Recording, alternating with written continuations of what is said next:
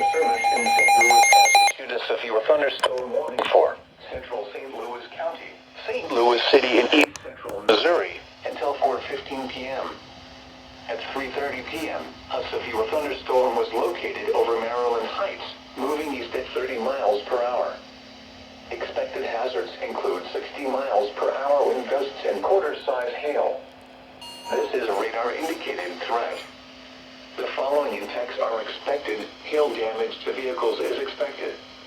Expect wind damage to roofs, siding, and trees. Locations impacted include Maryland Heights, Chesterfield, Bowen, Manchester, Bridgeton, St. Anne, Creve Coeur, Hazelwood, Kirkwood, Overland, Crestwood, University City, Clayton, Webster Groves, Florissant, Ferguson, St. Louis, and Jennings. This includes the following state parks: Scott Joplin Historic Site. This includes the following highways: Interstate 70 in Missouri near exit 231.